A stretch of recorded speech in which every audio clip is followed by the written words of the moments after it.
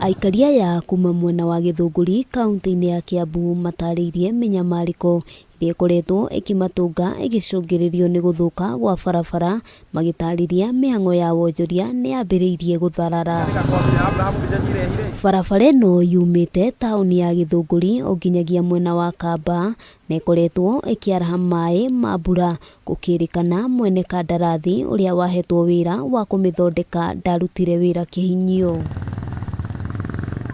Thĩna ũrĩa twĩnaguo gũkũ nĩ barabara ĩno nĩ enjirwo, yarĩkia kwenjwo contractor magĩthiĩ, rĩu haha hahana irima, kwaura gũtiragereka, ta rĩu nduthi citũ ciratinda cigĩthũka nĩ ũndũ wa maĩ, ona atumia maratinda makĩrũndwo haha na bodaboda. Kũringana na aikari nĩ makoretwo magĩthĩgĩrĩria gũtabania mĩrũrũngano, no makahorerio nĩ atongoria na njĩra ya kwĩrĩrwo atĩ barabara nĩ ĩgũthondekwo, ũndũ ũrĩa maugĩte ndũrĩ ũrakinyanĩra.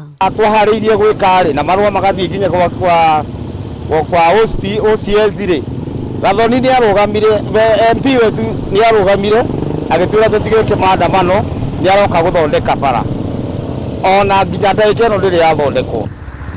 Hamwe na ũguo matarĩirie ũritũ ũrĩa ũkoretwo ho wĩgiĩ wonjoria, magĩtarĩria atĩ agũri aingĩ marahota kũmakinyĩra kumana na gũthũka gwa barabara ici.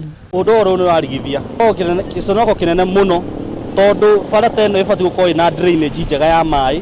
Rĩu mwena ũyũ wahingwo na mwena ũrĩa wahingwo gũkaga kũndũ gwa gũthira maĩ, na nĩ biacara-inĩ. Ona kũrĩ ũguo mũmbunge wa gĩcigo gĩkĩ Gathoni wa Mũcomba orĩtie aikari kũgĩa na wetereri, kuona thirikari nene ĩrĩ mĩhang'o-inĩ ya kũrĩkĩrĩria tabarĩra iria ikoretwo irũgamĩte.